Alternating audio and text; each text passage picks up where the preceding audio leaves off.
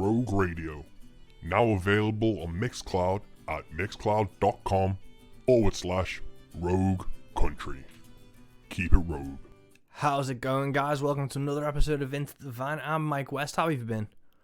Hope you're keeping well. I've been doing okay. I've been shifting through a lot of Pokemon cards. I know I'm in my 30s and that's a weird thing, but I swore down I had a ton of old cards from when I was a kid, and they were in my mum and dad's loft, and I knew they were there, man, and they finally let me up to have a look, and I found them. I've gone through them, and I think I might have something here. I might have something worth selling, so I've put them all on to Facebook Marketplace, onto some Pokemon groups. I've done a deep dive into those, and I'm hoping to, hopefully make some cash on them. I'll be using it to fund the next record, I assume, hopefully. But that's what I've been doing this week. What have you guys been up to? Let me know. Send me a message on Facebook, Instagram, Twitter, or wherever, and let me know what you've been up to, because I like to know. I care. I really enjoy what people are up to, and it might be an interesting thing to have a little talk about. I'm going to keep this short and sweet because this is a long episode, because this is a fucking brilliant episode in my opinion. Before we get super into it, Mothman is out now. Mothman is going to be available for streaming on the 9th of March. It's been on Bandcamp since the 9th of February, and the response has been absolutely amazing. People have been buying t-shirts, people have been buying the handwritten lyric sheets and the stickers, and the support's just been absolutely phenomenal. I couldn't wish for anything better, so I'm going to drop a little taster in for you now. Red eyes in the darkness do warn me of a fate, racing down a darkened road, praying it's not too late. I saw Mothman, I saw Mothman.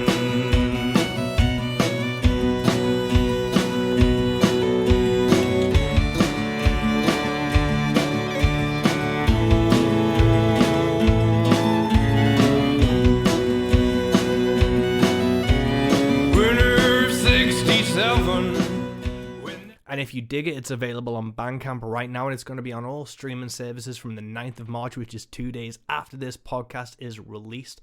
But let's get down to it, man. If you know me, if you know this podcast, if you know my music, you know how big a fan of comic books I am. I've been to a ton of comic conventions for many, many years. I've met Stan Lee. I've got a ton of comic book artwork. I've got a ton signed. I've got a look, it's been something I've loved since I was a kid, when me nan got me my first Spider-Man comic when I was like 5 or 6 from W.H. Smith's, and I've loved it ever since. One of those comics and one of those artists and one of those teams that I fell in love with in my teens in 2009-ish was J.H. Williams. They brought out a book on Batwoman, and it was a reimagining of the character. It was a reboot just before DC redid all their comics with the launch of New 52. And I absolutely adored his style. He worked with Hayden Blackman. He worked with Greg Rucka on creating the character and the mythos and the legacy of it. And ever since then, I've been a huge fan of his paneling, of his work, of his style, of his writing. And he's just been one of those artists I've been absolutely enamored with and respected for a fucking long time. So obviously I've followed him on social media since I found out he had a social media, and he has such an eclectic taste in music, and he always posts what he's listening to. So, I'd always chuck a few likes on that and stuff. Just, nothing creepy, nothing stalkery, nothing, hey, notice me. It was just, oh, I really like that record. I really like that thing. And then I got a tweet back when he followed me, and, he'd listened to my music and said it was good. And then when the Next Life pre-order came out in 2020, he was on that pre-order list. He'd bought a copy of the Next Life vinyl. And that fucking just absolutely blew my mind. And we've stayed in semi-contact since then, because I'm a huge fucking fan of his work. He likes my music, which is absolutely amazing. And I knew with the podcast I'd have to have him on at some point. And with the release of his new series with Hayden Blackman, Echolands, which just finished its first 6-issue arc in February, I thought now was a great time. The hardcover's coming out soon, so I messaged him and see if he had time.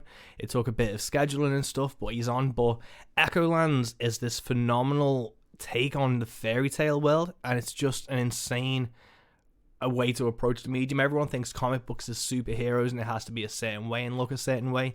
And this creative team have completely thrown the rule book out and made something their own. It's phenomenal. And at the end of each comic, at the end of each issue, is a Sounds of Creation segment where you have what J.H. Williams has been listening to while he's been drawing that issue. At the end of issue 6, the next life is at the end of that issue. And I hadn't read it and I hadn't seen it before I talked to JH, and after that I'm not ashamed to say I cried a bit. To have my name and my music in an image book by a creative team that I've been absolutely a fan of since I found them it's just, I don't know what impact I'll ever make with my music, but it was just something that, that's a career and personal highlight for me, and it's just been something that's blown me away. And yeah, I urge you to check out Echolands, issue 6. I'm at the back of it with my little Mike West, The Next Life white vinyl, and it humbled me to my core. I sent him an email to thank him, and he's just a really fucking nice guy. We get into how he's worked with The Sword, and he's worked with Blondie, and it's a really, really interesting creative talk about comic books, about the medium, about your health, about how you look after yourself. And it goes on for a while because I just couldn't not listen to the guy. It's just like it was talking to an old friend. It was absolutely amazing to talk to. So I'm not going to ramble for too much longer because I could just ramble about how much his work has meant to me and how much this conversation meant to me and how much seeing my little name and my little record in the back of a phenomenal book just blew me away and meant so much. But, we get into that. We get into all of his work and how much of a fan of him I am. And I hope it's obviously going to come across to this because, again, I am rambling. So let's do it, guys. Without further ado, this is episode 46 of Into the Van with Mike West and J.H. Williams.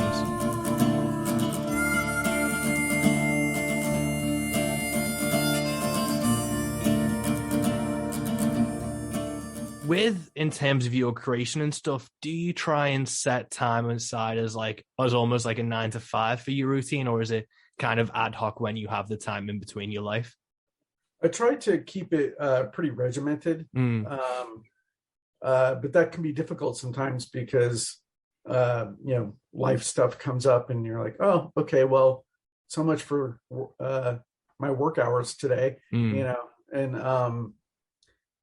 yeah, it's kind of strange. I've been doing this for so long now that it makes me wonder how people who have to have a regimented job, no matter what, who don't have the luxury of being able to set it down if something comes up, how they deal with the thing that comes up. Yeah. I think that's kind of, I don't know if it's the same situation in the States, but with admin jobs and things here, a lot of people work from home, and that kind of tipped the balance to work life, where it's if something did come up or they just needed to do maintenance or just clean the house, it just offered people a bit more time to do stuff. And I think that's why there's a pushback to people coming in the office in the UK. There's still a lot of people being no, this working from home split is working. Yeah, especially because it's here's the thing I don't understand from any corporations that are pushing back on employees who are able to work from home. Doesn't affect their job performance. If anything, I've heard productivity is actually higher if people work from home, pushing them to come back to the office. And it's I don't understand this. It's how does that benefit the company to force someone to come into an office that they don't want to be at if they can do the job as good or better from where they are? Yeah, right? 100%. I think even if you broke it down fiscally, surely if they got rid of their office space or whatever, that would then save them even more. But it is interesting to see that kind of debate coming a bit more into the forefront because, me and my wife have talked about it, where you have that time to work from home, where it is even just not having the commute's a game changer in terms of what you want to do with your day. For sure. And I wonder if some of the pushback that's starting to happen from corporations is they're trying to justify their office expense. Yeah. When they have their accounting has to be showing them you really don't need all the space at this point. But they've either made lease agreements or something in their way they budgeted things, and they're trying to justify the existence for that space. So no. I can only assume. I'm not, I don't know any facts about it. It's just like, to me, that seems like maybe a logical reason. If their employees are performing better at home, leave them be. Yeah, no, they're definitely doing more for you. Yeah, no, definitely. And with your work, do you have like, obviously it's not as like regimented and stuff can come up, but do you have like a set time where like, I'm going to work for 6 hours or whatever? Or is it like, I want to complete a page, or is it more like task orientated or hour orientated, like your framework? It's sometimes I try to keep a set amount of hours. I probably work on average maybe 7 to 8 hours, with a lunch break or a breakfast break. Sometimes it'll go over because like I'm in the middle of a process of something and I'm like, oh, I got to finish this figure or something like that, when I probably should have not started the figure and left it for the next morning. So that happens sometimes. But there's other times where the day will be shorter because of, like I don't want to start a certain process now because I know if I do, I'll be working till, an extra 2.5 hours. And I don't like to do that because, there's daily stuff around the house that, it's time to cook dinner or whatever kind of things come up. I gotta, be better about taking care of my health and exercise and all that kind of stuff comes into play. So I've always been pretty good about keeping it a set time, for the most part. And I get a little frustrated when things do come up and take away from that time, and that time cannot be made up. I'm not the type of individual like, well, I lost 4 hours today because of X, Y, and Z. Well, I better work another 4 hours tonight into the night. I used to do that, and that was bad. That was really bad. So I just have to, I have to come to terms with like, okay, that's the way the day went, and try not to be frustrated with it, which is hard sometimes because you're like, I need to get this done, especially when the pages I work on take a long time to begin with to complete them. So any little things like that can be, emotionally a navigation. No, definitely. And saying about like the breaks and things, like I had to do, all I had to do was write a few like lyric sheets today for people who'd bought some stuff on my site. And I only did about 12 over the space of an hour and a half. And just using Sharpies, and even then was just like my hand and my neck was just like cramping up.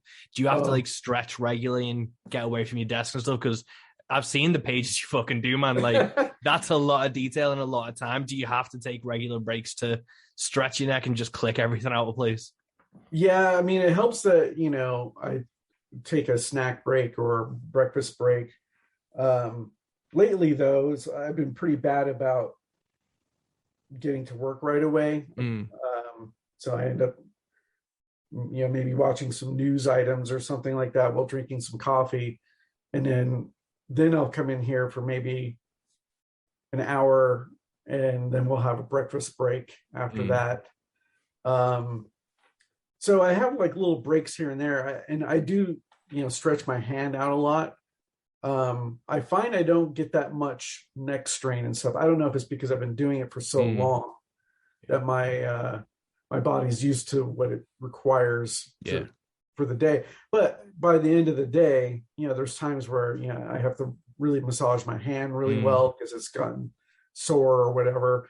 And particularly because I have to be very conscious of it because my mom's side of the family has, for lack of a better term, a tremor. It's not identified as any particular disease like Parkinson's or anything like that. It's like one of those, the doctors kind of talk about it as if like it's one of those unknown neurological just a medical things, mystery type thing. Yeah, that can be passed down through family. And a lot of people on my mom's side of the family has it. She has it really bad. I started developing it years ago and I hadn't realized it was coming on. And I tried in my work. I didn't realize it was compensating for it, and I ended up developing carpal tunnel. And so I had to have that treated for a while. This was back, I think, when I was working on. It set in when I was working on the first book of Seven Soldiers. I think first or second book of Seven Soldiers, and I had to get a lot of treatment for it. Didn't need surgery or anything, thank God. But so I have to stretch it out and stuff, and it's something I contend with every day. And that's a little bit of the reason why my pages take a long time too, because I do like having them detailed. But I have to, it's a dexterity control issue at that point. And unfortunately I don't suffer a lot of pain. It's just sometimes my hand will get sore, that achiness thing. You massage it out and just be very conscious of it. And I'm conscious of what I do too with that particular hand in terms of heavy lifting things or stuff like that, because you don't want to set that carpal tunnel issue off again. But I ended up doing acupuncture actually. Oh, really? Did that help like much? Yeah, I did it for maybe 6 months, and it really helped a lot, because the pain was so bad. Like I couldn't grip things for a period of time, or if I did, it was very painful, like this sharp, hot knife pain right in here. So that helped a lot, and then just keeping things stretched out and stuff. Yeah, pretty wild. Yeah, man, it's brutal. Like I've got in my right hand, I fell on some glass in a bar and severed two tendons and a nerve in my hand, which lost the mobility of my third finger. So I had to have 2 operations on it, and like I still can't feel down the side of that finger, which is why I suck at finger picking on the guitar. Well, that's my excuse anyway. It is one of those things where it's, even if I'm like pushing a trolley and it's like on an uneven surface where it's like rattling, that'll fuck my hand up for a bit if it's cold, and like I'll be on my if I'm on my computer and a mouse, I can feel like my hand starts like freeze up, and it is like a weird thing where you just have to be conscious of letting it take breaks and rest up and heal. But I assume you have a better setup in your office space as well for where you draw. Like today, I was literally just hunched over the dining table like a cretin doing all these things, so that's why everything hurt when I stood up. Yeah, I have, I don't know if I can. Will this thing turn? No. I have a really nice custom-made art table. Oh, nice. That I did. I bought that, had that made. Oh man, I want to say 15 years ago now. It's really heavy wood and cherry finish. Nice art table. Yeah. Cool, man. And I don't know, like I can't see your office and stuff. But do you have much like art on the walls and things? Do you have like things around for inspiration? Yeah. To this side over here, I have a Michael Golden Fantastic Four cover that was gifted to me from my wife. I have a Seth Fisher Batman Snow cover from the book that we did together before he passed away. A Vampirilla poster, classic poster. One of the fun things I have is I have an old ad print from it says dairy chocolate on it, but it's Batman. Nice. A couple Blondie things. I have my DC sent me one of the images that they would use at a convention for when they're promoting stuff. How they would put stuff in, up on their displays and stuff. And they apparently made one for the first Batwoman cover. And they just randomly sent it to me years ago. It's interesting because it's like on this almost like a plastic. Oh, really? Yeah, so I got that framed up and put up because I thought that was cool. I got a Jim Steranko signed folded poster, which from something that's not one of his more famous images. It's like this barbarian thing called Talon. Oh. Yeah.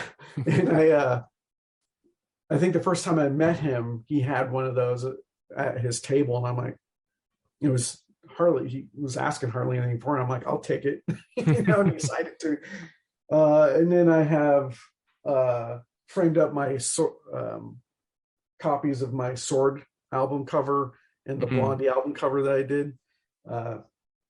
That's pretty much it, besides the menagerie of toys in the background. With kind of comic art and stuff you've collected, was that all from conventions? Do you have like a book? Like I've got a few pieces, like I've got a Peter Laird Ninja Turtle sketch and a Val Myrick Man Thing and stuff. Do you have like that itch to collect those type of pieces, or is it when you're at a con, if something pops up, you'll grab it? I'm really bad about collecting original art from comics. There's stuff I would love to have. I have a few things, but a lot of it isn't framed up right now. We have plans to get them framed up. But my wife recently bought me for, as a gift, this Steve Rude Nexus painting. So that'll be getting framed up soon. But as far as pages I own, I've got like a Gene Ha page from Top 10, which he gifted to me. It was really sweet of him. My wife bought me Rick Veitch Swamp Thing spread. And then I've got some Bernie Wrightson pages from later in his career. I think from, what was it? The Ghoul or something like that. Stuff like, just random things here and there. I've got Michael Lark set of panels that were, I think, spliced into a page. Oh, really? Daredevil? Was it Daredevil or Detective Comics? I can't remember. So I've got a bunch of things like that I want to get framed up. Cool, man. And with your own work, is it mainly like traditional, like pen and ink that you do, or have you moved over to digital at all? No digital for me. I'm kind of persnickety. I like the aspect of being traditional. Yeah. I like the risk of not being able to just easily fix something if it doesn't go down the way I want, and try to live with what's there, or try to make something that's a mistake not a mistake. Yeah. So like you puzzle it out.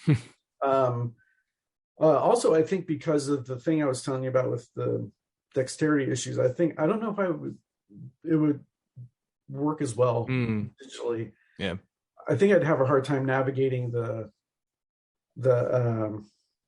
sensitivity of the tools, And with like a lot of your work, do you have like a lot of the pages you've kept? Because I don't think I've ever seen many of your pages kind of pop up to be sold or on like any dealer sites or anything. Do you keep the majority of your work? No, we sell a lot of it, but I don't use any agents to do it. So people have to contact me directly. I have some things in like my web store is where usually most of it goes, or there's things that we keep too, but we don't keep a ton of it. And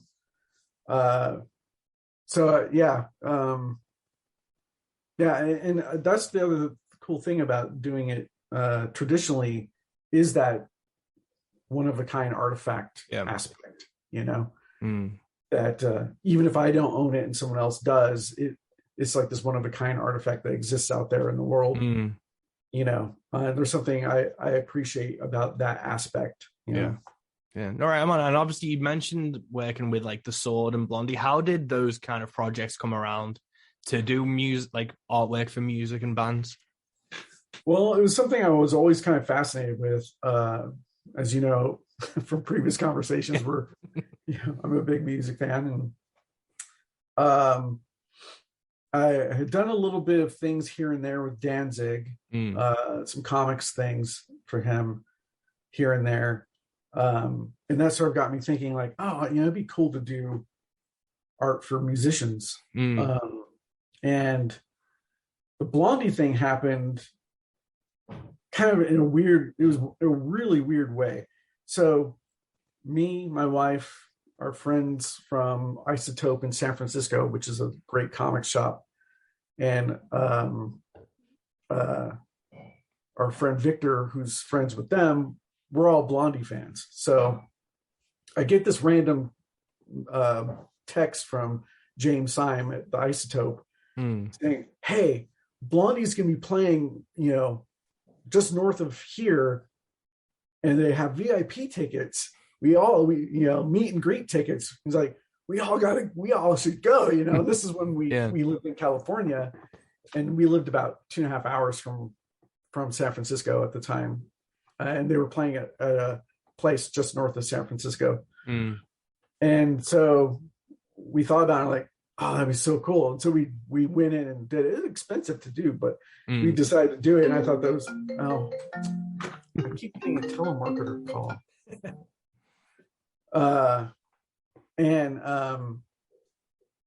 So we went, and at the time, the first hardcover Batwoman had just come out.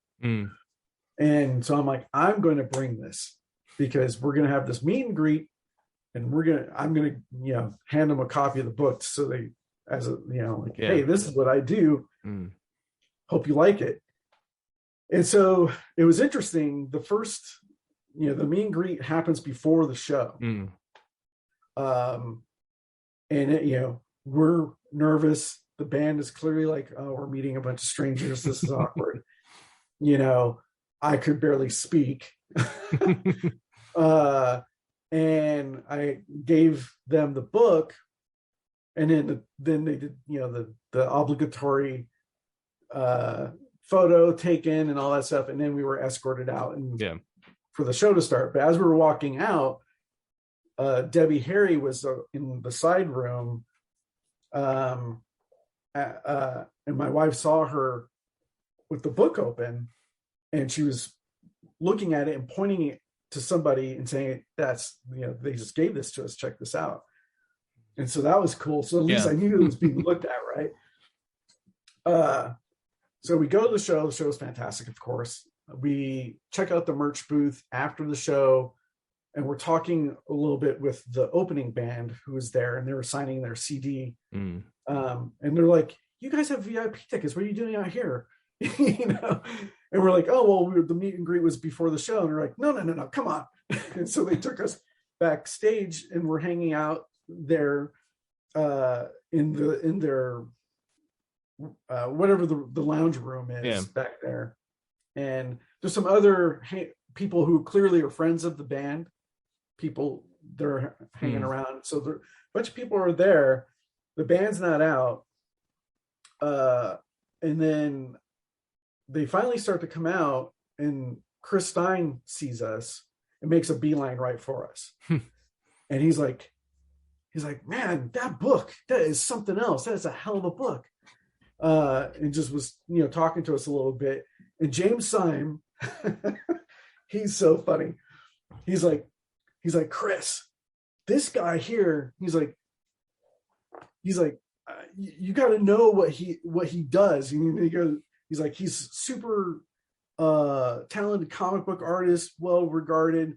And he goes, he's worked with Alan Moore. And then Chris paused for a second, like, Alan Moore.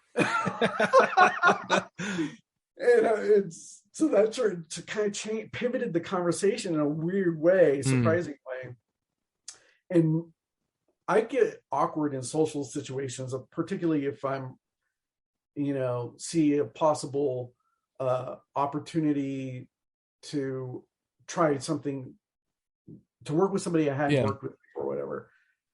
I have kind of bad etiquette sometimes. Like, so the first time I met Neil Gaiman was super awkward. But I just blurted out. I'm like, well, if you ever need an artist, I just blurted it out. Just no like pretense. And Chris paused for about 5 seconds. He goes, next album cover. Nice. Just like that. And so you're like, are you serious? And he's like, no, yeah. And then you leave the show, you go to your hotel room or whatever, and we're all like, oh my God, that was so great. And you like, is it, he's being nice, right?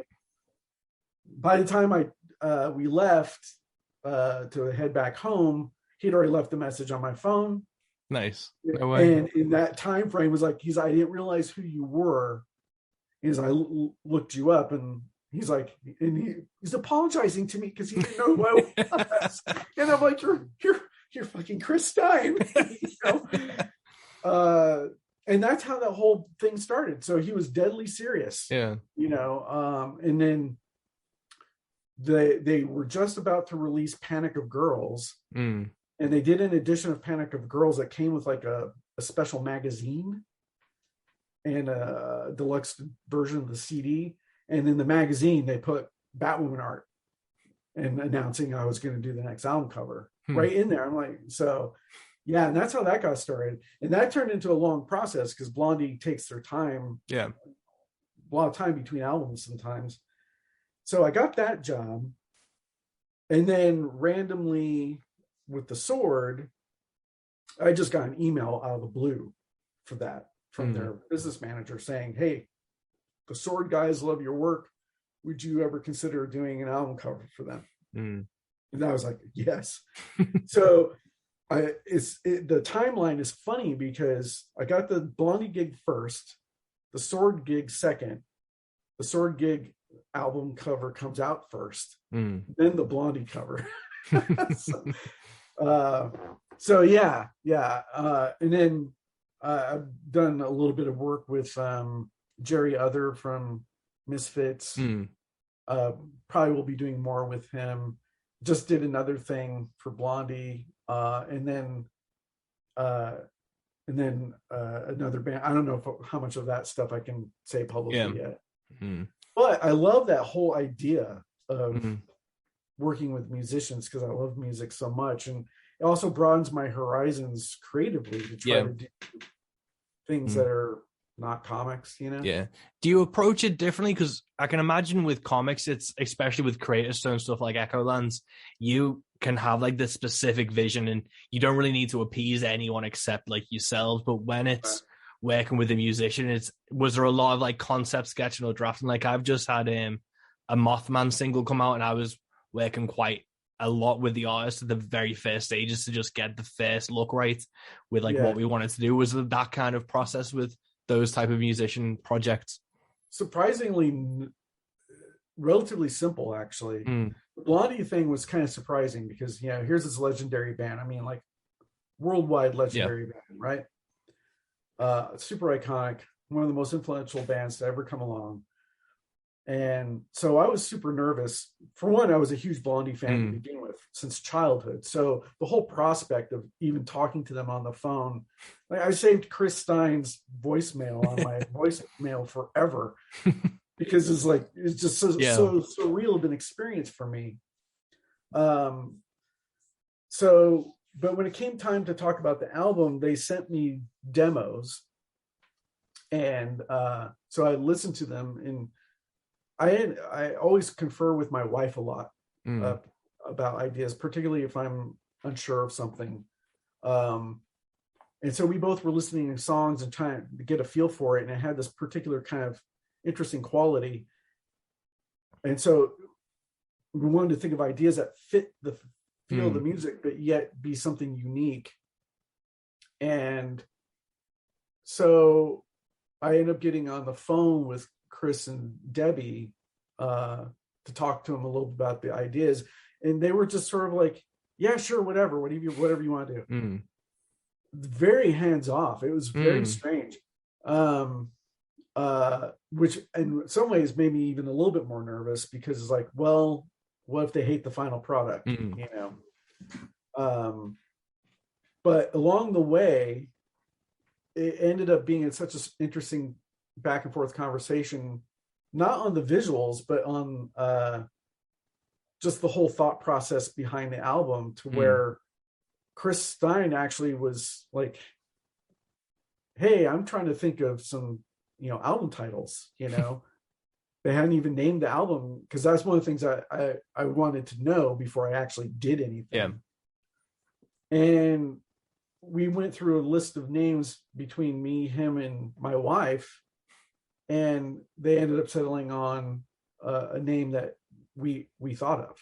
No way. So yeah, so we got to help name the album, which was really surreal. Fuck. But once we knew what that was, it helped Yeah. define the direction of all the visuals. And even at that point, I think I might did a thumbnail sketch, but I think most of it was just like verbal description. Yeah. On the phone, and they were just like, yeah, go for it, whatever.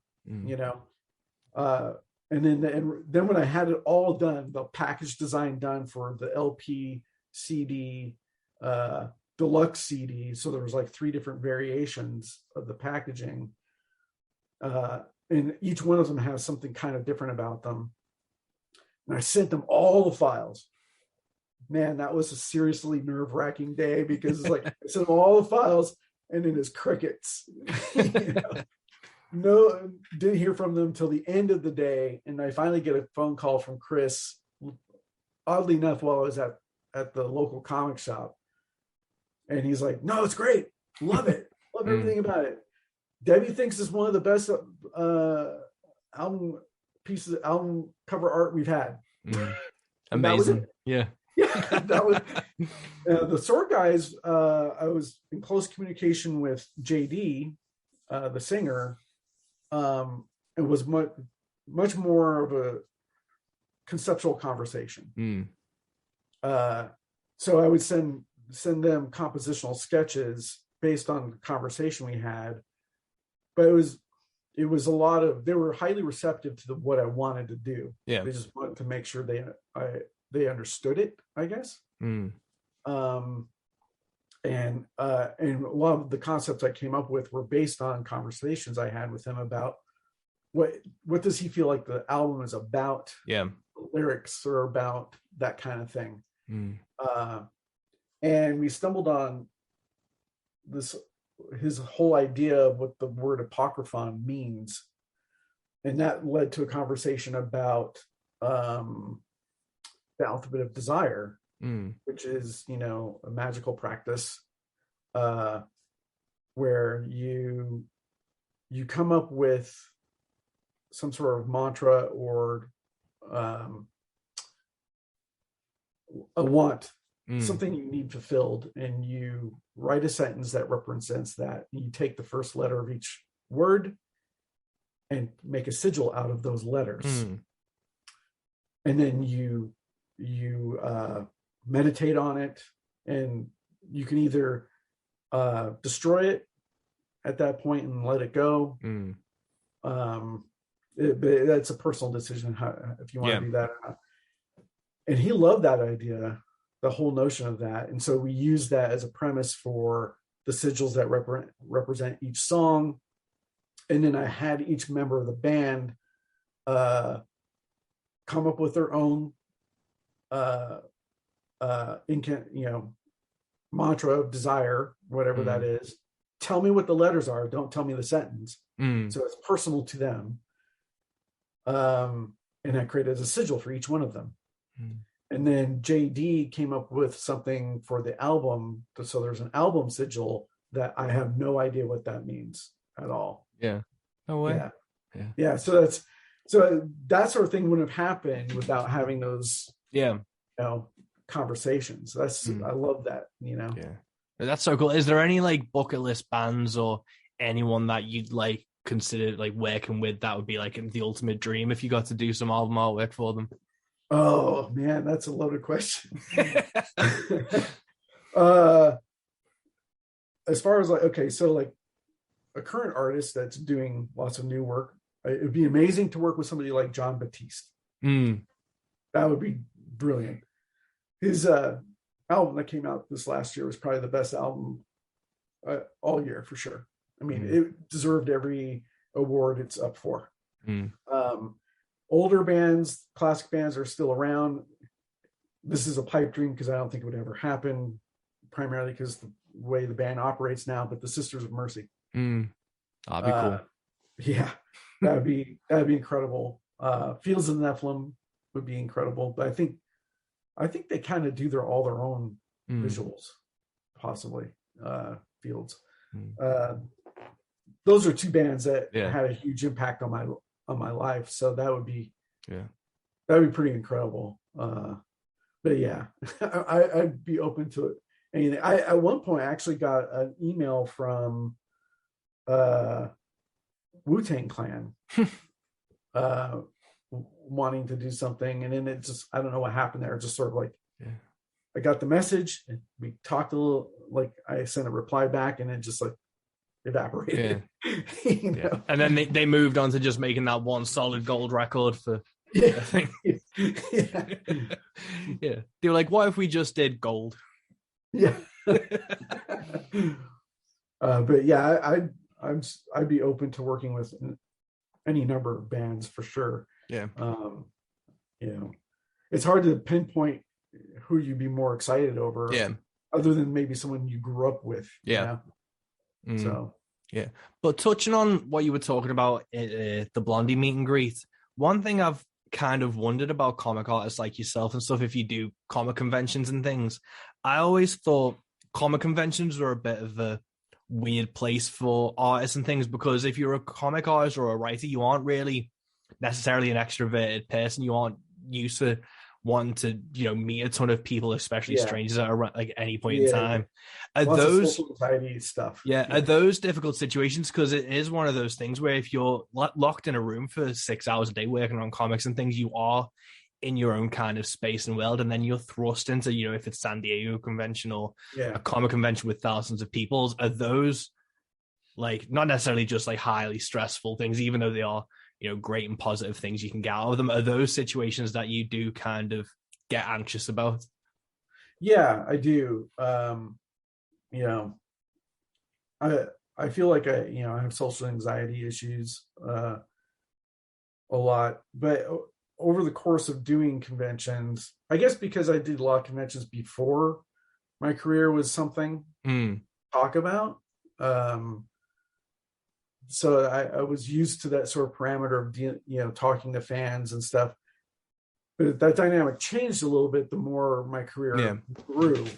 So there is a little bit of a weird element. This sounds strange to say, and it's not a bad thing, but you do have this feeling of like, okay, I have to be on. Yeah. You know? And so that can be a little bit, you can get tired from that a little bit.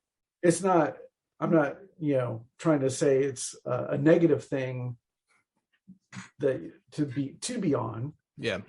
But there is that certain, you don't want to be around fans and leave them with a terrible feeling, you know. Yeah. They're there to see you.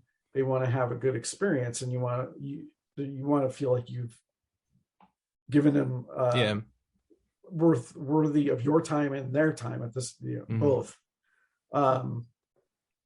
But you know, it can be a little tricky because you want to be conscientious of what you say, how you interact, and things like that, you know. So I imagine for somebody like Blondie at one of those meet and greets is like, it's probably similar for them in a lot of ways, but were they probably like, well, you know, there's that weird awkwardness.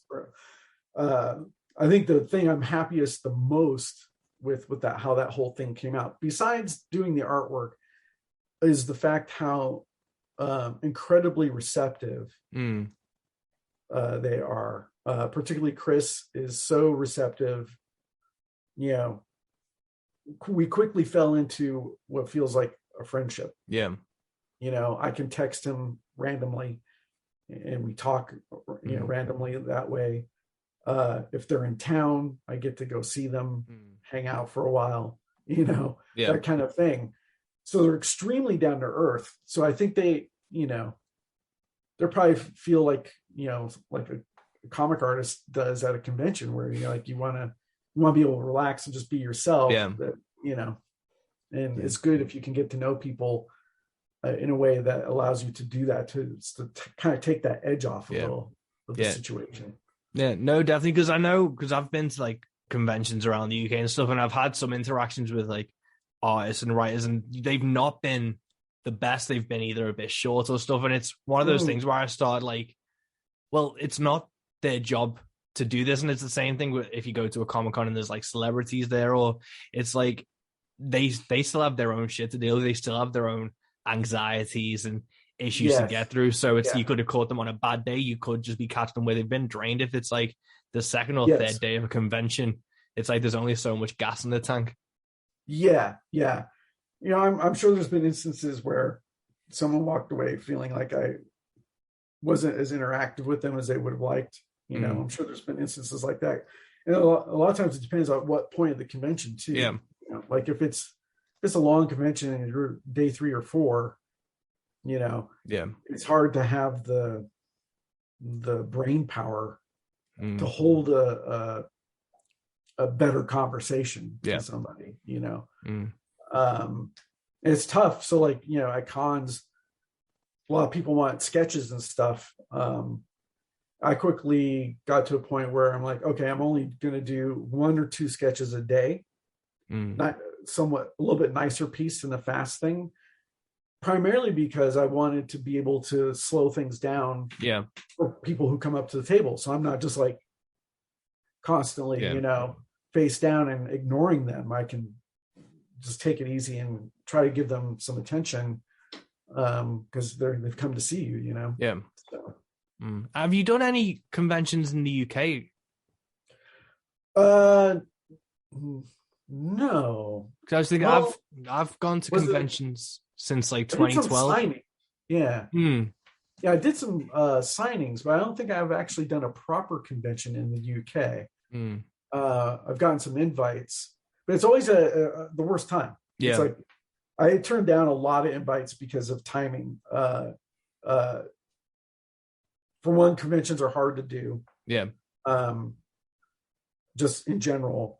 And so I have to, and it takes a lot of time away from my projects. And my projects, like I was saying before, the pages take forever. So if I travel, that's like a lot for me to take mentally and emotionally take on.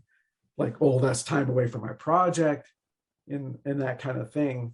Well, but when I'm there, I do enjoy myself. Yeah. But yeah, we did, as far as Europe is concerned, we haven't done any shows in the UK.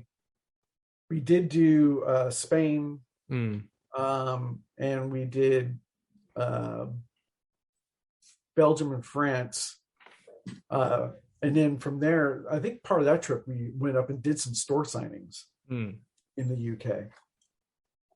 And do you think like conventions are necessary to promote comics, or do you think there's a best way to promote them? Because obviously from the music side of things, I kind of see like, single reviews, like press publications, that kind of stuff. But with comics, there's really like review sites and then sometimes conventions, but really they aren't enough of a cycle to really sink your teeth into to promote something regularly unless you have like a huge stall with lots of copies for sale. Yeah, I think there was a period of time where conventions were a great place to promote your projects. But here's, as an example, San Diego Comic-Con is so massive that it got to a point, I feel like, and probably still will be that way when it returns, is so massive that you get lost in the crowd.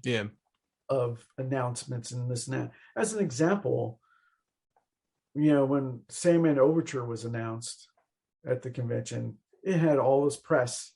You had outside press from outside of comics coming in, doing all these interviews and doing a big giant panel and all that stuff. And then yet, even with all of that, there was people that didn't know it existed for, even after it came out, there was people that didn't know it existed. So it made me wonder about how relevant those events are in terms of promoting stuff nowadays. Even like with Echolands, we had a lot of people talking about it, and still it kind of gets lost in the shuffle. Yeah. Where people, I didn't even know this thing existed. It's like, it was only, advertised everywhere, kind of thing. So, and I don't think it's necessarily the website, like if it's a review site or a comics news site, it's fault, or a convention's fault. I think there's just so much material that people can forget about things Yeah. quite easily. There's just so much to take in now, you know? Yeah. It's like the best and worst thing about the internet is just there's so much content that it can just, everything gets lost in the shuffle. Yeah. Yeah. And I'm personally, like with Echolands, you know, being my own project, I'm not the best promoter in a lot of ways. I'm not like one of those guys like on there 24/7 pushing that button.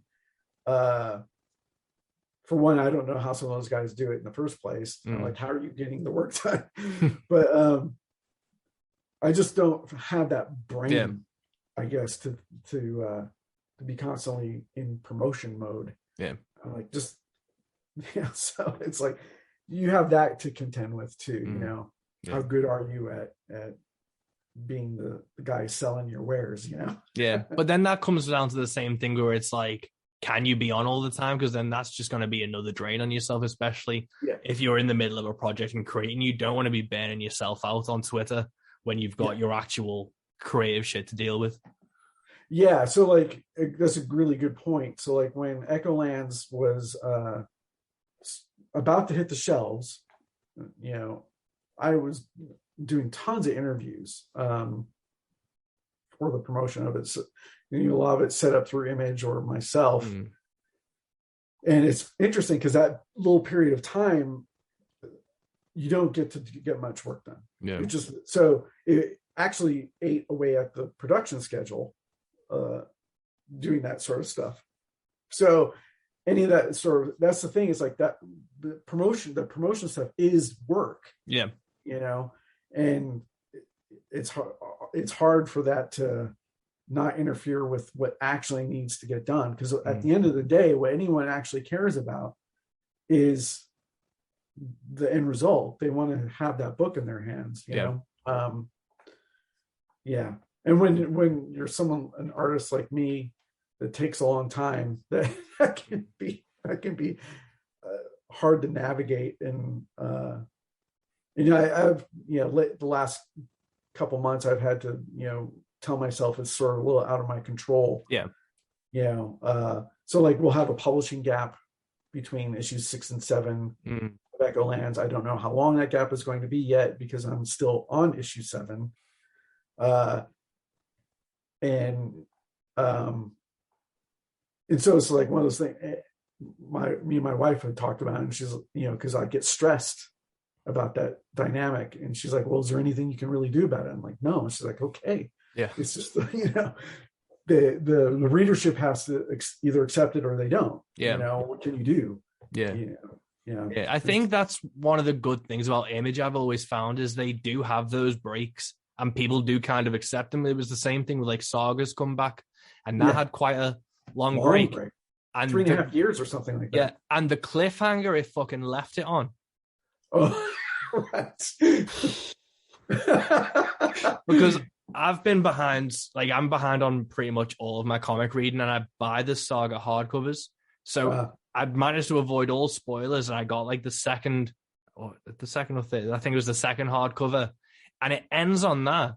And then I literally was like, what the fuck? Went on my computer to like Google when the next one was, and it was just like, it's on hiatus. And then it came back like the other month, and I've avoided everything at the moment because I still want to get the hardcovers. But that is one of the things where you do kind of accept, especially through Image. It's a hiatus because they're gearing up to create the next wave of series. Yeah. And so that was sort of like this weird emotional thing for me to learn. You know, as a reader of Image Comics, I understood that on a technical level as a reader, like, okay, yeah, I'll come back when it's ready. But when it's your own project, and the bulk of my career has been for a major publisher where that sort of is not the thing. You know, I've been super wary and stressed and nervous about the inevitable publishing gap. Yeah. And so I've had lots of conversations with Eric Stevenson over at Image, and he's always like, it'll be okay. It's, you know, and then when it came down to issue 6 about to hit shelves and I'm still working on issue 7, you know, I'm like, we got to figure out the publishing schedule. What are we going to do about the next arc? And his response was super sweet of him. His response was like, he's like, well, don't worry about it. And then he's like, but just so you know, we are doing it. And he's like, we'll worry about solicitation again when you've reached a certain number of issues again. Yeah. And he kind of seems to not sweat it. Yeah. Which is helpful for me as a creator to like, okay, my publisher seems to be rolling with what's happening. Yeah. How long did it take for these first 6 issues? Like, when did you start like the first page of issue 1 up until completing issue 6? How long was that period of time? It was bizarrely extra long. I don't know if I could. It was years for sure. But multiple things came up during that process that kept derailing production. I remember reading in the back of issue 1 is like the Where We Live anthology and other things and the pandemic and everything. Yeah. So, first of all, we moved to another state. That was much more time consuming than I thought. I had barely started the first issue at the point that we decided to move. So our moving wasn't planned in the schedule. So we got set up here. That took a lot more time than we thought. And then shortly after moving here, getting back to work, then I end up being deathly ill. I almost died. Oh, fuck no. I ended up with appendicitis. We suspect just before I went into surgery, we suspect it burst because after surgery, I came home after surgery and I only got worse after coming home. So we had to go back, and it turned out I ended up with sepsis. So I was hospitalized for quite a while. I didn't realize how bad it was until after. And my wife was explaining to me how bad it was. It's a very scary proposition, particularly for her. And in the recovery time, I got back to work, I don't know, 4 months after. But it was slow. I was really exhausted. I don't think there's certain aspects I still deal with left over from that. And that was years ago at this point. But the amount of energy it took for me, like I remember coming home, I couldn't get up the stairs. I was so incredibly weakened. I was so exhausted that even my mind, the way I was thinking about things changed. So it's like your subconscious was like, because I knew I had certain things I had to do. Because like one of the other things I had to do, I had signed a contract to intermittently, while working on Echolands, do an illustrated version of Dracula for Amazon. So they wanted me to do 50 illustrations for a new edition of the novel. And they were really gracious about it, about me, what happened and stuff. They even sent me like a little gift. It was funny. They sent me like a stuffed kidney or appendix. My wife just said appendix. But afterward, I was so exhausted from the whole incident that it was funny. I kept telling them, I'm like, I understand if you need to move on. I wouldn't say I'm bowing out, but I kept like giving them the option to, because I kind of was like, yeah, I'd be okay with that because I'm exhausted, but they just kept waiting and waiting and waiting. And so I ended up, once I started feeling better, I started working on that and while picking away at Echolands. But that whole process, I mean, I lost probably 10 months just with that whole process alone. Fuck. And then as we, start getting back onto production, then the whole Vegas shooting happened and the Where We Live book happened. that ended up being a much bigger process than we anticipated. Emotionally exhausting. Yeah. My wife did a lot of research in finding the people who would actually talk to us, who were involved, that, were affected. They were at the event. And so before we connected them with a creator who would tell their story in the book, we had to do these, what we considered a pre-interview, an interview in preparation of the interview. And that was really difficult, hearing firsthand stories. So there was that aspect, and then all the production time that took. Even though I only did some of the illustration and a small part of the illustration, the amount of time it took was just crazy. I think we lost another year to that. So there was like all these little things that kept, happening. I made a joke with Hayden, my co-author, on this, that I'm like, is this book cursed? And then the pandemic happened. It's just everything slowed down, and the work taking so long, in combination with that, the book is so challenging to do that there's no way it would ever meet a standard production schedule.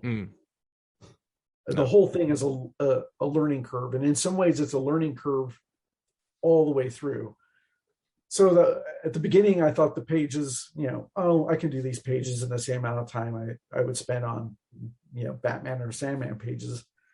Even those took longer than normal too, but not in the way this did. And because I was like, okay, yeah, we're landscaped shape. So what? It's the same. I'm working on the same dimensions. It's just turned sideways, right? No, it changed everything. It was such a learning process on how to set up the visual storytelling that it was very difficult. And there's still things I'm learning along the way, where I guess working in standard comic book style or format for so long, even though I do a lot of double pages, for so long, your brain is automatically imprinted for that shape, the portrait shape, I guess it's called. And so even today, there's pages on the new issue where I'm like, oh yeah, no, that doesn't work the way I thought it would. And so I have to make these adjustments, and this constant learning curve. And that slows things down a lot too. So there's things where the layouts might deviate from what was described in the script when we wrote the script, because I have a certain thing in my head that I put into the script, and I'll have to radically change, So that's pretty fascinating. Now that technical slowdown, in combination with dealing with the variety of art styles, but all the world building. So that's the other thing that makes this book a little bit slower to produce, is it's a giant world that we're building with lots of diversity of locale. So every time you move, and then we don't stay in one location long. So every time you change location, you have to rethink all of what your set dressing is.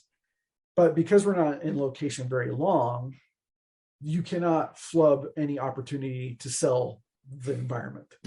Right. So every panel, I have to consider what's in the background, because I only have a limited opportunity to convince the reader of what the setting is. That all takes a lot. No, I'm behind, so I'm going to admit I've only got the first 2 issues of Echolands so far. I've got the others coming, because I think issue 6 came out this month. At the beginning. So I've got the first 2 issues, and just those panels are just insane levels of detail. But for this next arc, do you have a certain amount of issues or a certain amount of pages you'll have in the bank before you start soliciting the next arc of things, or do you have a goal in mind? We don't have a set number of issues. My conversation with Eric at Image, he's like, we'll talk about solicitation once issue 8 is done. But I have a feeling that will probably stall out from there, because you want the next arc to roll out consistently, or or you'll have to change the time between issues. So maybe it becomes bi-monthly at that point, or something like that. So like one of the things we did with the first arc, we had simultaneously, beginning with issue 2, you had what we call raw cut editions come out, which is where you get to see the artwork as it looked leaving my studio, just for the fun of doing something like that. So if we decide to continue with that, which I think Eric wants probably to do, maybe the setup will be, we have, instead of those coming out at the same time, so like issue 2 came out at the same time as raw cut number 1 came out. So maybe what we do is like you have issue 7, then the next month is issue 7 raw cut. Yeah. Kind of spread it out. That's something I'm thinking about. I don't know if that's what we'll do, but that would buy us more time. And particularly because like the part of the story that we're in right now is so since you've got issues 1 and 2, you've been introduced to Rosa. Yeah. We get to see where she's from. Oh, cool. So everything is like her. It's all fully black and white rendered. Those pages, it's taking me 2 weeks easily for one spread. Yeah. So when you look at that and you do the math versus the number of pages per issue, plus cover, plus writing, plus back matter material, it's like a long time. Yeah. It makes me feel, I have a lot of trepidation over it, but it seems like the people I've heard from, a few people wondering about the schedule on like Twitter or whatever have been kind of like, we'll wait. Yeah. Don't rush it. Make it what it's supposed to be. So, which is nice. Hopefully that's true when they actually hit the shelf and they'll be there to read it. That's awesome, man. And one of the things I loved about these issues, at the back of them, you've got like what you were listening to at the time and stuff. What was the thought process of including those into it? Was it just to give the reader a bit more of a depth to what your process is, or was it, look how fucking cool my record collection is? It was, we just kind of did it for fun. So like, because the one thing I love as well is it's not just like the artist and the record, it's what it is as well. So it's like marbled vinyl or whatever it is. I'm showing off my because it's a lot of the items are my wife's as well that we choose. So we're showing off our fetishist attitude towards record collecting there. But when we were working on Salmon Overture, this is what kind of gave us the idea to do the raw cuts with Echolands. So when we were working on Salmon Overture, they decided to do what they called Salmon Overture special editions. And those rolled out between the regular issues of that series. And one of the things that the editor thought about including, because she knew we were such audiophiles, she's like, hey, let's put the list of what you listen to in there as one of the features in the special edition. And so when we started thinking about what should be in the Echolands back matter, we were thinking, oh, well, that might be fun. Let's do that again here. It's turned out to be quite popular. I just, I was looking for pages to fill rather than putting in ads. Yeah. I know there's been a couple people who are like, well, couldn't you just like add more art or more some other backstory feature instead of using those pages? And I'm like, we're already giving you 24 to 30 some odd pages per issue of content. It would take even longer to get the issues out. Yeah, like if someone's saying that, like, and if someone's saying, tell them to go fuck themselves, man. Like, how dare they ask for more? But for the most part, people are super excited about it. So like, it's funny because like when I get letters from fans, that inevitably comes up in one form or another.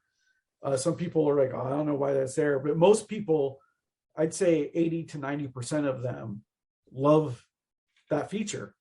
And when we decided to do it, we had no idea that that was going to be so popular. Yeah. And I still don't quite know why it's popular. My wife, she's like, no, it's going to be popular. So like when we started getting the first letters for the series and that was being brought up a lot, and she's like, I knew that was going to happen. And I it's interesting that it's become so popular. And the only thing I can think of is it gives people like, oh yeah, I like that same band. Yeah. You know, I can connect with this creator as another human being. Yeah. Because of the shared love for this music. You know? It just peels like the veil back a bit more where you're like, oh, they like, because in this it was there's a lot of Bowie and Ennio Morricone, and it's like, oh, fucking awesome. I really like those, and you like looking through. Like I really enjoy that. Like the biggest regret I have is when I met Stan Lee, I wanted to ask him what music he listened to because I didn't know, and I'd never really heard it in an interview. And it's Stan Lee, and I was meeting him, and I completely just froze. So I never got to ask him, but that's the type of things I really like to find out about people, is because you can tell a lot by someone's music taste and their choices. Oh, I didn't think about that. Yeah. So I'm stoked that people are super excited about it, and you know, enough to where people were like one letter came in recently, and they're like, "Yeah, Echolands gets moved to the top of my reading pile right away." Now, not just because they like the story, but because they're eager to read that feature. They want to see it. They want to know what's going to be in there, and it's prompted a lot of people to go explore things. Like if they haven't heard of something, they're like, "Oh, well, what is that?" Yeah, and they go discover something, whether they like it or not like it, you know. And that's fun. It's like this little music community, you know. Yeah, no, definitely, man. That's so cool. And like one of the things I do love is that like you've included the letters, because I don't think Marvel books have them in anymore. I haven't read any Marvel in a while, but you don't really get to see that much anymore. And I really like that you've included that as part of it. Was that kind of one of those things again where it's building a community with the like Image being a relatively independent publisher? It's just something else to build together. I've always loved letters pages too in comics, and it's sad that some went away to such a large degree. Because I don't know, I think people like to see what other people's thoughts are. Like, you know, you might read a letter and you're like, oh, I didn't think about that particular detail in that way. Or that you can relate to something in the same way that the letter writer relates, you know?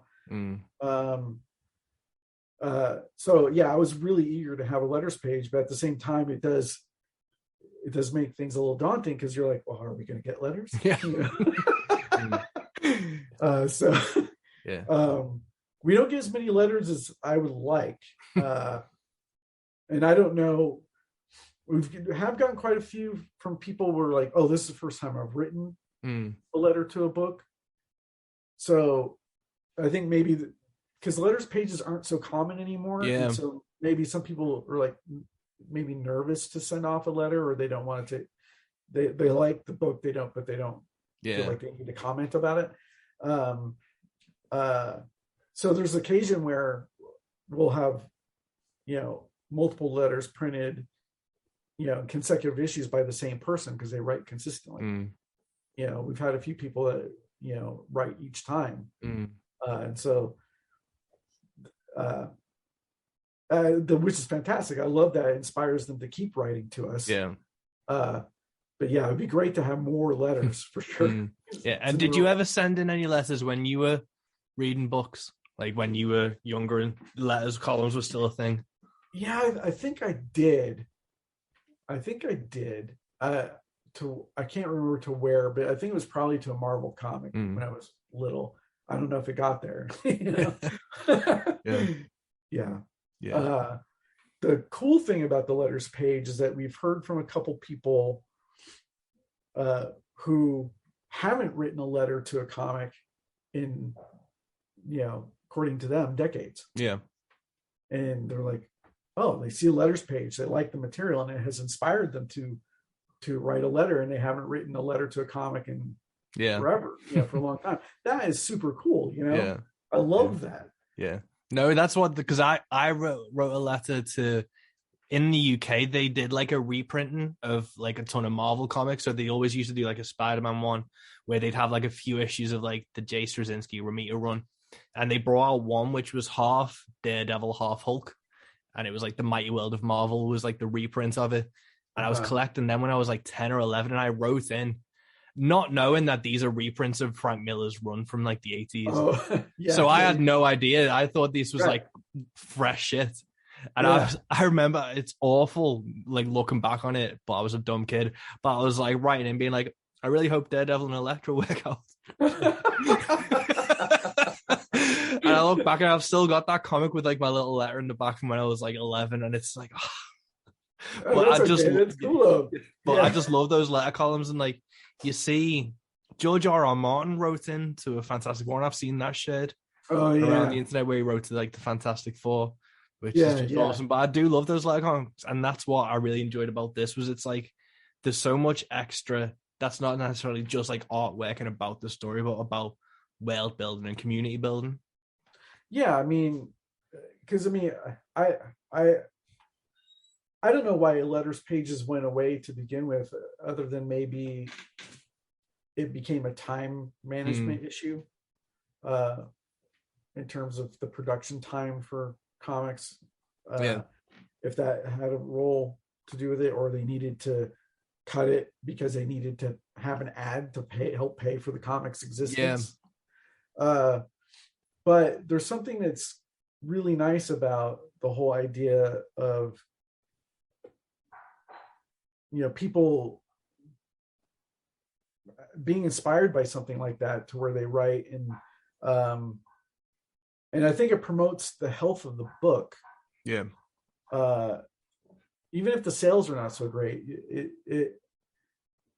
is, I don't know, I guess. And the other thing, the internet has made a big impact too. Like a lot of discussion about comics happens on the web, and so maybe that plays a role in why a lot of letters pages don't exist anymore. But I kind of feel like, I don't know, I like the whole idea of like, well, let's make a thing where people feel like they can have some sort of investment in it. In the letters page, I hope feels, like that contributes to that. I think it's important for like comics, especially that aren't part of the big two, where you want that loyal, like cult classic, like they've got a cult following to it, because it's kind of like the same way like Clutch, like they aren't a massive band, but they're diehard fans because they've got that connection with them. And it's that type of thing. You don't need to have a million sales, but if you have consistently those people buying the book, that's going to just keep everything churning. And it also builds this thing where like the amount of, because like some of the letters that we would get, I created a special email account for those to go to, and some of the ones, if I'm short on time, I say, we'll try to reply to this in the pages of Echolands. But there's other instances, if I have time, I'll pre-write my response that will end up being printed in Echolands, but I'll email it to them. And a lot of people were like, whoa, you've taken the time to actually respond to me directly. And I think, that can help in terms of how people, like I said, the investment the person wants to give to this thing that they think they like. And then if you build that sense of like, know that their interaction with you or their investment in your project matters to you enough that you will respond to them. Even if it's a short response, you're giving them a response. That can help the health of the book. So that person could be like, maybe more likely to say, hey, I like this thing, and tell more people that they like this thing. And maybe inspire others to maybe check it out. I mean, that, I guess, positive energy creates positive energy. Exactly, man. That's what you hope for. So like the situation with Clutch, every person that they have gained as a loyal fan hopefully is inspired in a way to share that love to somebody who does not know Clutch yet. Yeah. So it's like this slow ripple effect. Yeah. Grow, and I think that's relatively true when you think about it. Clutch might not be this ginormous band, but look at their career trajectory compared to where they started. Yeah. Right. It's that ripple effect, right? Yeah. More and more people know them. And that probably has a lot to do with not just the quality of their music, but with they want that engagement. You know? Yeah. No, that's awesome, man. Well, I've took up quite a lot of your time, man. I don't want to take up too much of it all. So I'll let you go soon. But obviously you're working on Echolands at the moment. Is there anything because I know obviously you've got a huge record collection behind you. Is there anything new you've been spinning or anything you've dove into lately music-wise that you've just been loving? This morning we replayed Concrete Blonde's Bloodletting. Haven't listened to that album in a while. And such an incredible record. Incredible record. Enough that I'm like, oh, I wish Johnette Napolitano would make some new music. That's incredible stuff. What else did I listen to recently? I tend to file stuff away quickly. So. I recently picked these up. I haven't listened to them yet, but I've listened to some of the songs. I know some of it. But the Mississippi Shakes. Oh, nice. From Third Man Records, which is it's like, I guess it's the complete recordings over 5 LPs. This great old blues stuff. I've been, I don't know, my tastes are so all over the place. Like it's hard for me to pin down like something I'm jazzed about more than another. Yeah. I get into these weird little kicks, I guess. So like, but I always have love for old blues or funk stuff. But then I'll be equally as excited over, like the LP that I got from you was fantastic. Oh, thanks so much. Or the new Orville Peck. Cannot wait for that. So no, I was trying to find someone made a playlist on Spotify called Country Music for Communist Bitches.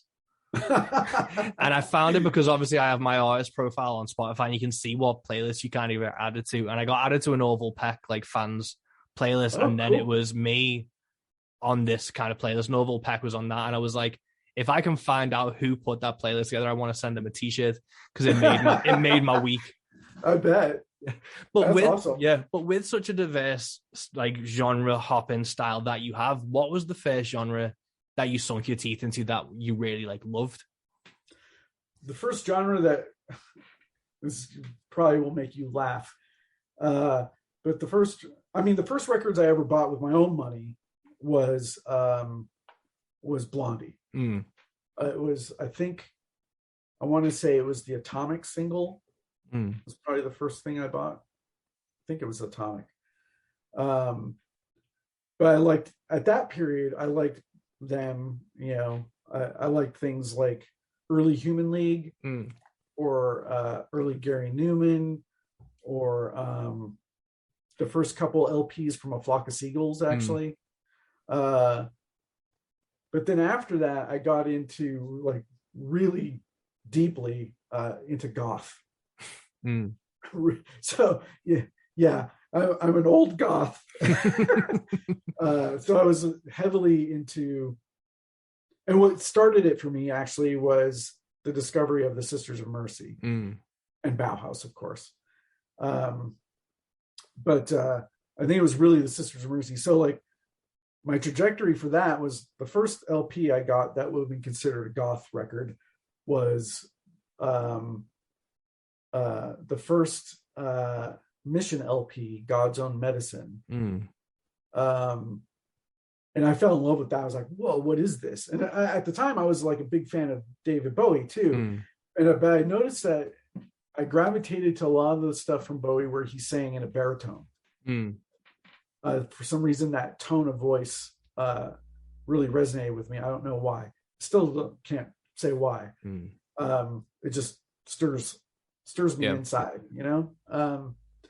So hearing Wayne Hussey on the Mission UK's God's Own Medicine, I was like, wow, what is this? It had all this emotionality to it. It's darkness, and I was attracted to the dark sounds of it. And this was back in the day where I lived in the Bay Area, and I would, after work, would go to the record store, Tower Records, and I would scour through all the LPs, and that's where I discovered the Mission. And I was looking at the Mission record, already familiar with it, and I had it in my hand. Maybe they had put out the first chapter LP, which was like that collection of singles or whatever. And I think I had that in my hand. I was looking at a copy of First and Last and Always from the Sisters, and I'm like, why do these things seem related? I don't understand.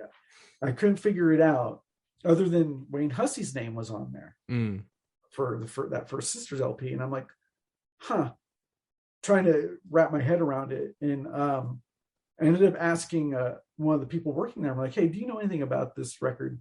And they're like, well, if you like that Mission stuff, you're going to like that. Not understanding that one came before the other. The Sisters came first. And then I took that home, First, Last, and Always, and that just changed everything for me. I was like, I heard that record, I'm like, what is this? It was so intense. Not to dismiss what the Mission does or did back then, but I feel like the Sisters material had more profoundness. It really, I don't know, spoke to my soul, I guess, for lack of a better term. And I just became obsessed with the Sisters off that, and then immediately found out that, oh, well, this really isn't their first material. They have these singles and EPs that came before that. I found some of that stuff as imports on, things like Temple of Love and Anaconda and Alice, things like that. And hearing those, and those were distinctly unique compared to First and Last and Always. So First and Last and Always, you can definitely hear that Mission in Wayne Hussey influence in some of the way that some of the shimmering guitar work and things like that is there. Before that record, the Sister stuff before that is just as profound and compelling to me, but it has an even colder, darker edge that I just like, oh, this is even more for me. And then just followed them subsequently from there and splintered out into other goth bands, Sisters of Mercy, Bauhaus, Joy Division. I'm sure there's some others I can't think. Well, Fields of the Nephilim, of course. And I love their evolution, how much they changed. And of course, I went and I became so obsessed with the Sisters that when I began to read up about them, found little things that I could read up about them, and discovered that there was all these offshoots and related projects like, the March Violets and James Ray and his various incarnations. And I fell in love with all of that stuff, even though it doesn't all quite have that same sound. But at the same time, even though I got really into goth music, I was still really picky about it. I wouldn't just accept any goth album that came along. However, as much as I love the Sisters of Mercy, I would say probably it's a competition in terms of what I would consider the darkest feeling record is a toss-up between their EP Reptile House, which is insanely intense, and The Cure's Pornography album. That's another band that went through an interesting evolution because they started off kind of with a little bit more of a punk attitude, and then went where they got a lot of dark gothy stuff going on, and then moved into almost like a dreamy pop thing, so I think one of the things that's so appealing to me about The Cure's Pornography is that the first half of the album is dark. It's like what you would expect from classic Cure or whatever, and you're listening to it, and you flip it over, and the second half, well, that first song is even darker than the first side. It's pretty dark. I don't think you can get darker than that. The next song starts. Oh no, it's even darker than that one. And that whole second side just has this trajectory that's so brilliant in terms of capturing that oppressive this. It just keeps getting darker and darker and darker as it goes. And that is, I don't know, I just can't, almost relish that feeling. I don't know why. And so I was really into that stuff. But then I would also like things like, I'd like the transition that the Cult made, where they went from sort of a gothy act in the early days into, they kept getting more a rock influence, and then when Love came out, Love is such an incredible album from them, and then the follow-up was Electric hits the stands, and you're like, what? All of a sudden it's like this big arena sounding glorious heavy 70s rock attitude in there. It sounded like the title. It was just electric. And I love that trajectory too. And that hearing stuff like that, or hearing like the diversity of what Bowie's output would be, or the diversity of Iggy Pop's output would be, where Iggy Pop could go from a punk record to doing something like The Idiot or blah, blah, blah. Yeah. And then Blondie too, my exposure to Blondie, how Blondie never allowed themselves to be pigeonholed as a sound. People tried to, but it's like, as they progressed, they're like, no, if we want to do a reggae track, we're going to do a reggae track. If we want to do a 60s pop thing, we're going to do a 60s pop thing. And I think I really appreciated that. And they would do that all in one record, right? One LP. And I think that opened me up to the diversity of sounds. Being able to jump from one music genre to another because of what my early experiences with that stuff. And I think that translated to my comics work, actually, in a weird way. Because growing up in the Bay Area, I was exposed to a wide variety of comics in different styles, and was enamored by all of them. And that translated to what I do now, to where I'm all over the place, because I'm like, oh, I like to, let's see what this does, and let's see what that does, kind of thing, Yeah. That makes sense. Like, I was going to say, like, the evolution you were talking about, and, Blondie not sticking to a particular style. Obviously, you have, like, if you look at a piece by you can see that it's your work, but it's not so one track that you can't see like all the evolutions and variations. Like if you look at, from Batwoman to Echolands, you can see that it's you in the foundation and you're there, but it's the transition and the evolution and you wanting to do other things and take those risks and, challenge yourself. It's all on the page to show that evolution. Yeah. And also it's sort of like me exploring, well, what does this particular style technique do? What's it feel like when I look at it? What's it feel like when I draw using a certain type of line versus a different line on this panel next to it, or whatever. And part of my evolution for that came from my work on Promethea, because lots of parts of Promethea was sort of like this acknowledgement of an appreciation of all art. And so I started looking at a lot of different things. I'm like, oh, wow, this, look at this art on these Mexican film noir posters, compared to, but look at that next to this Mobius book. Completely two different things, but I would be super excited by all of it. And Promethea kind of was built in a way that would allow you to dabble in those various things, particularly as we started exploring the second arc with the Kabbalah Quest storyline, where each realm had a different feel. that really opened up things. And I quickly learned at that point, because I don't know how it is for other comics creators or artists, when you're early on in that trying to build yourself, there's this thing like, well, what is my style? What is my thing? And for a long time, like when I was trying to be an artist, I had that going on in my head. Well, what am I going to do that's not like anybody else, right? Yeah. And my time on Promethea kind of taught me that it was a bit of a trap.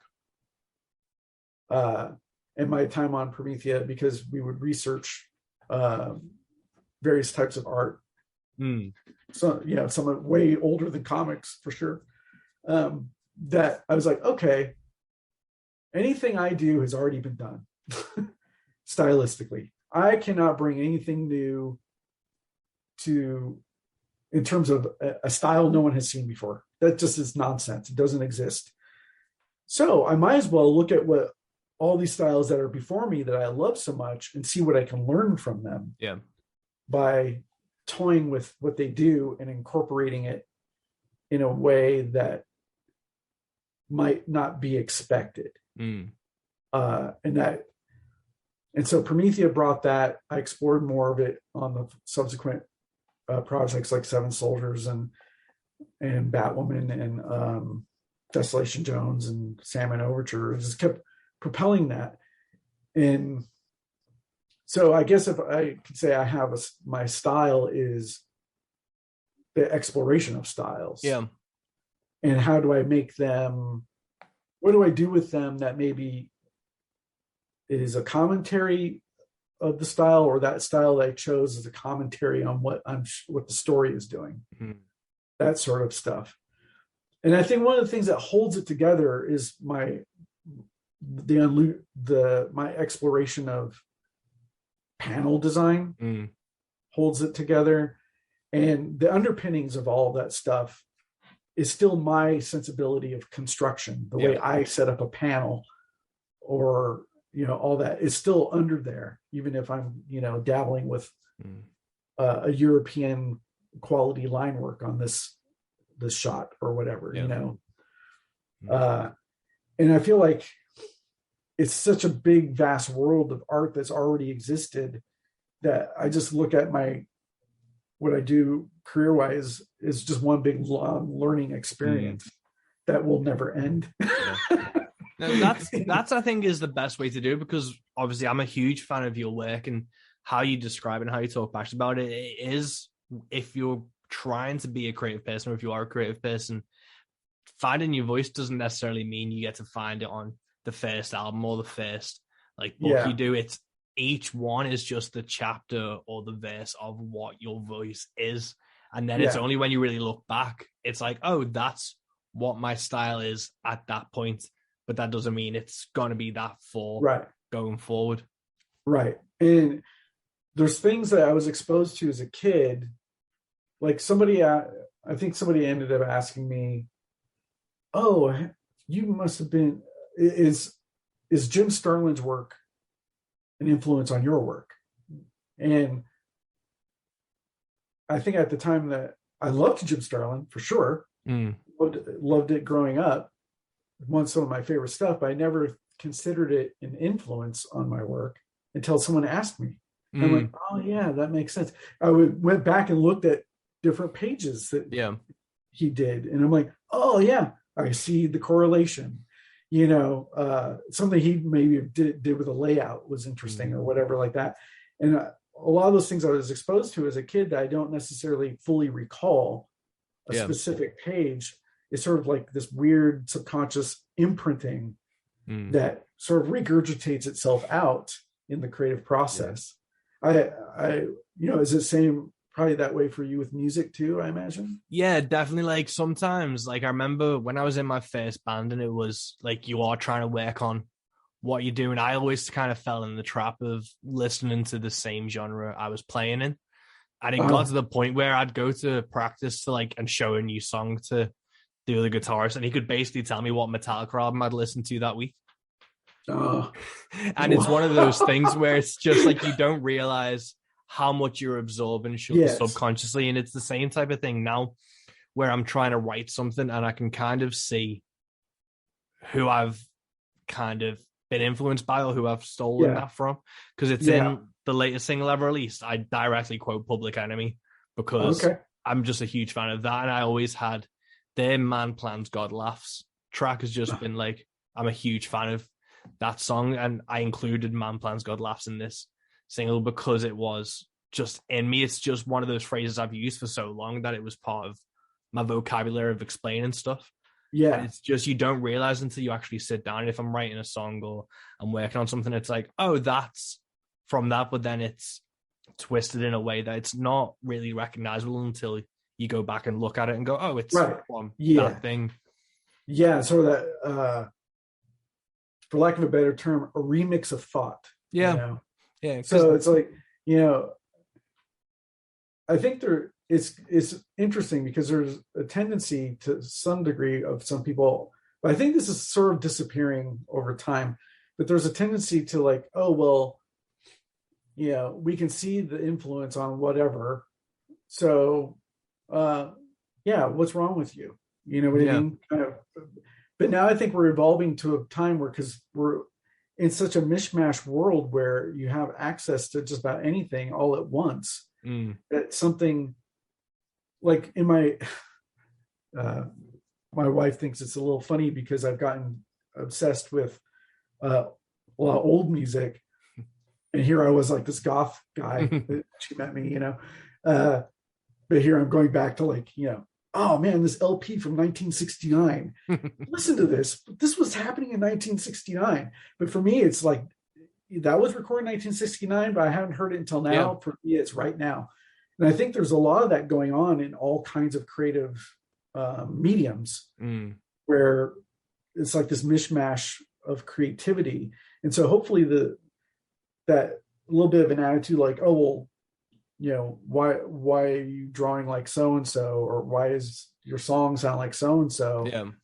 Hopefully that goes, being considered a negative thing go away, because I think it's inevitable that we're going as creative people, if you're partaking of creative projects as someone who loves them and a fan of them, and you are a creative person yourself, you cannot help but be inspired by it in some form or another. And it will show in some form or another. No, sometimes overtly and sometimes not overtly. Yeah. Yeah, it's hard. I think there's a defeatist attitude, or there used to be, where it's like, you know, like you said, like everything's been done, everything's been said, everything's been drawn, everything's been seen. But that doesn't mean I don't get to say it again in my own way if I want to. Exactly. If that's how I feel at that time, I get to say it again with my own voice. Exactly. And, you know, over time, like your expression of a certain style of song that calls back to something else, you might recognize that, but someone new or a younger music fan might not know that reference. Yeah. And so you dabbling with it kind of gives them something. It gives them something like to explore. It's new for them, you know. Yeah. And I think the trick to it is like when, like for myself, is fully admitting that. Yeah. And not pretending, oh no, there is no one else like what I do. Yeah. You know, there's probably other, you know, there's other like particularly like in panel arrangements, unique panel arrangements. You know, there's some artists out there from decades ago who were doing so much similar thing and probably did it better, you know, but I'm still learning. I feel like I've learned from them and trying to make something that is how I see it. Yeah. You know, that's okay. Yeah. And be honest about that. Don't pretend like, oh, well, you know, no one does what I do, you know. It's like nonsense. Get out of here. Yeah, no, that's definitely the thing, because I remember I learned about Robert Johnson because there was an article in Metal Hammer magazine about like devil music, and it's obviously like all these metal bands have been singing about the devil, but did you know in the 30s Robert Johnson was singing about it? I'm like, oh shit, and that's why I did do that. But then, you know, in comics, someone can do a panel with like the Kirby Crackle if it's in space, that might be someone's first introduction to Jack Kirby, to be like, well, what's that effect? Someone goes, oh, well, that's that. And obviously, those comics are still there. Obviously, he created all these characters, but unless you go back, you may not necessarily know that he was the guy who was drawing them back in the day. And it's having that transparency and being open, and it's like, yeah, like you aren't acting like you created the fucking thing. It's just like, I'm paying homage, I'm paying tribute, and I'm opening the door that if you want to go that way, there's a ton of cool shit that you can find that way. Yeah, even though that's a very direct example, like the Kirby Crackle, and you see a lot of people use it, and which is fine, but there's a reason they use it. Yeah, because nothing looks better. Right. Yeah. So use it.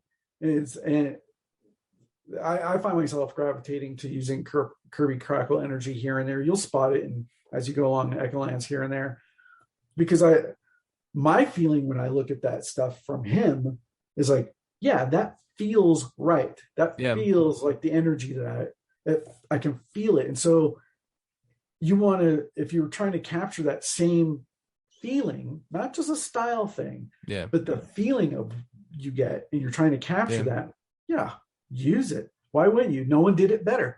So and I think being completely open and honest about that is like a way to be creative, I guess. That's all you can do, because you can't be creative in isolation, because you wouldn't be able to, you'd have no base of reference, you'd have no inspiration.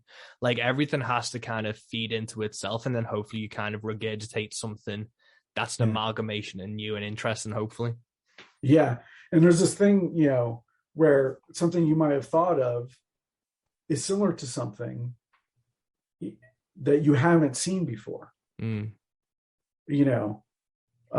happens where creators will, or musicians will, be on a similar train of thought without having been exposed to each other. But it's also possible both those individuals or band or creative team on a comic book were exposed to the same thing in their past.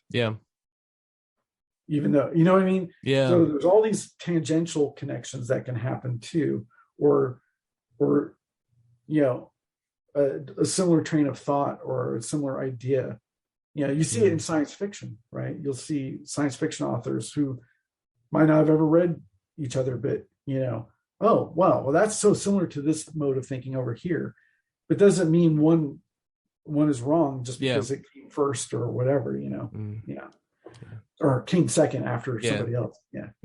No, definitely, and that's like the beautiful thing about the creative process is it's you get to, if you want to draw from those inspirations or you want to subtly hint at something, but it doesn't mean that you have to just like copy it. It's just however you want to interpret in your own style. And that's why I really like about your work, because especially in terms of comic books, like with Echolands, it touches on, pre-established like myths and legends and characters, but they're still fresh. It's still an interesting take on it. It's still subverting your expectation of it. And then with, a lot of things in Echolands are very purposeful decisions, versus say some of those things that might have cropped up in Batwoman, let's say. Because like it's interesting because like some influences can be a purposeful choice, like this character, I see this character I think is this, and that reminds me of this, so I'm going to go with that feeling. But then there's other instances where you might have like randomly something in Batwoman or whatever, where it's like that influence is there, but you're not consciously aware of it. That happens a lot, I think, for a lot of people, more than they realize. They'll do something and not even realize. Well, almost like what you were saying when I could tell what Metallica record was.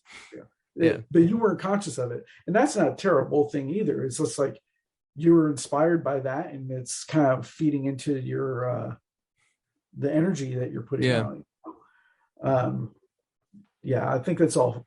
I think it's all cool, and I don't know how many people rail against that sort of thing, but they shouldn't. Well, it's there's an elitist culture in everything, but there are hopefully they're normally just a minority. They shout the loudest sometimes, but as people just kind of ignore movement, maybe that's why they stopped doing letter columns, because there were so many people being like, well, actually, Spider-Man already did that in issue 31, so if you're doing it again in issue 84, you're sadly mistaken, sir. And it's just like, just let people enjoy things, man, and create what they want to do. Exactly. Yeah. My wife makes a joke that, often. She's like, sometimes people just ruin it for themselves. Yeah. She's like, just enjoy the thing. Yeah. Yeah. That's the funny thing, man. That's with all the new Star Wars things and stuff that comes out, there is just like people just work themselves into a frenzy about it. And it's just like, just let it go, man. Yeah, we just recently watched Boba Fett. But before we watched, I didn't like do deep dives on it in Twitter or anything like that. But randomly I would see a comment here or there where people are like, oh, it's so awful. It's all this and all that. And we watched it and I'm like, I have nothing to complain about. Yeah. I thoroughly enjoyed it. Yeah. It's like, it's not perfect, but nothing is perfect. And I loved what it is. I loved the pacing of it. And, yeah, I don't know. So people are funny in that way. But yeah, I don't know. Yeah, man. I just watched the new Texas Chainsaw Massacre came out today. Oh. And it's something. Like the best thing about it, I don't know if it's just because I'm getting older, but it was like an hour and 20 minutes, which was amazing because I got to have me dinner, watch that film, and then I came on and started prepping for this and stuff. So it was like I got to watch a film and do something else in the evening as well. It wasn't just like a 3-hour chunk like most films are now. Oh, yeah. But I saw like after I'd finished watching it, a lot of people just like raging against it and how awful it is and just a middle finger to the franchise. And I'm like, watch Texas Chainsaw Massacre. Like, it's not like a franchise that's absolutely hallowed. Like, you can't be getting you can't be getting too irate about it. It's just like, just let it exist as what it is. If you don't like it, whatever. But to be saying that it's, the worst thing ever is just ridiculous. People just need stuff to fight against sometimes. Yeah, right. People are funny.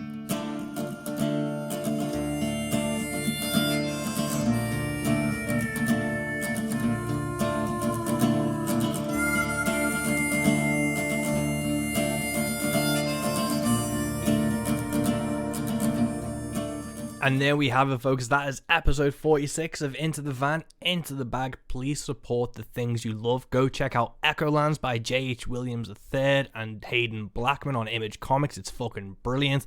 Go listen to Rogue Radio. Go support Rogue Country. Go listen to Mothman. Go listen to The Next Life.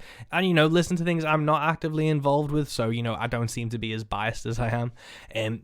Enjoy your week, guys. Keep doing the things you love. Keep supporting the things you love. And until next time, peace.